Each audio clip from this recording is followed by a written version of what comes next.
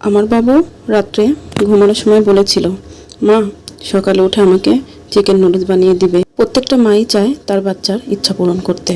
এটাই বুঝি আমাদের মাদের কাজ। হ্যালো এভরিওয়ান, আসসালামু আলাইকুম। কেমন আছেন সবাই? আশা করি অনেক ভালো আছেন। আল্লাহর রহমতে আমরাও বেশ ভালো আছি। আমার বাবুকে যখন আমি কোনো ভালো কিছু করে খাওয়াতে পারি, এটা মনে হয় সব থেকে আমার কাছে বড় পাওয়া। একটা মা কখনোই অলসতা করে না তার বাচ্চার ক্ষেত্রে।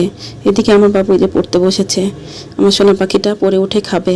সবাই দোয়া করবেন আমার বাবুর জন্য। আল্লাহ যেন ওকে ভালো মানুষ বানায়, আল্লাহ যেন ওকে নেক হায়াত দান করে, দীর্ঘজীবী বানায়। মা না হলে কখনোই বুঝতাম না সন্তানের জন্য কিছু একটা করতে পারলে নিজেকে এত সুখী মনে হয়। আমার চিকেন নুডলস রান্নাটাও শেষ। আমরা দুজন চা খেয়ে নিচ্ছি। বাবুর বাবাকে চা বানিয়ে নিয়েছি, আমিও খাচ্ছি। আমার বাবুর বাবা যখন যেটা খেতে চাইতো আম্মার সাথে সাথেই করে দিত। এটা নিয়ে আমি অনেক মজা করতাম। আম্মাকে বলতাম, আম্মা এত বড় হয়ে গেছে আপনার ছেলে, যখন চা চায় করে দেন, অলসতা লাগে না? আম্মা সবসময় একটা কথা বলতো, যখন মা হবা তখন বুঝবা। আসলে এখন বুঝি। আমার নুডলস রান্না করা শেষ। মাশাল্লাহ, আমার সোনা পাখিটা নুডলস খাচ্ছে। সবাই মাশাল্লাহ বলবেন। আমি মা হয়েছি আম্মা, এটাই তো বলতে পারলাম না।